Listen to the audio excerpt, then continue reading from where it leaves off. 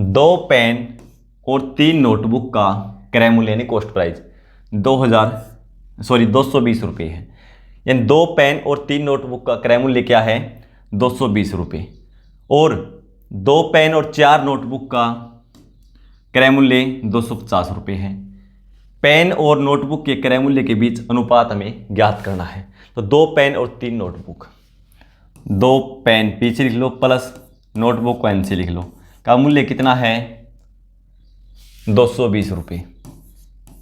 फिर क्या बता रखा है? 2 पेन, पहले भी 2 पेन थे, अब की बार 4 नोटबुक है 3 की बजाय, तो ये मूल्य ज़्यादा होगा।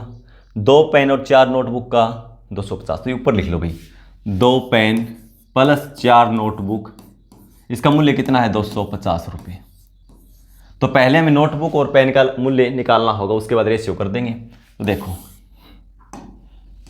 भाई, इसमें से मैं घटा दूँ, घटाएंगे तो निशान पलट जाएंगे, ये माइनस का हो जाएगा, ये भी माइनस का, ये भी माइनस का।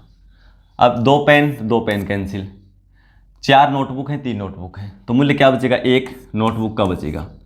250 में 220 घटा दो 30, यानी एक नोटबुक की कीमत कितनी है? 30 रुपये में पता चल गया नोटबुक का। तो अब किसका निकालना होगा? एक पेन की कीमत और निकाल लो। कैसे निकालेंगे? देखो, नोटबुक का पता चल गया हमें कितना है? 30। तो 3 नोटबुक है यहाँ पे, तो 3 का कितना हो जाएगा?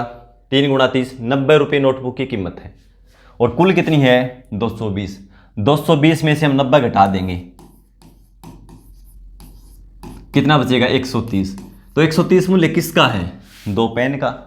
भाई 2 पेन है, 3 नोटबुक है, 3 नोटबुक का हमें पता चल गया 90 रुपये, यहाँ इसकी वैल्यू है 90 रुपये, तो इसकी कितनी है? 130। 90 इसमें से घटा दो, 2 पेन की कीमत 130, एक पेन की निकालेंगे तो 130 को 2 से भाग दे दो, 65 रुपये। पूछा क्या गया? एक पेन और नोटबुक, यानी पेन की कीमत हमें पता है कितनी आई है? 65, और नोटबुक की कितनी आई थी? 30। रेशियो निकालना, तो रेशियो कर दो इनका। 5 से कैंसिल होगा 13 और 5 से कैंसिल होगा 6, यानी पेन और नोटबुक की कीमत का रेशियो है 13:6।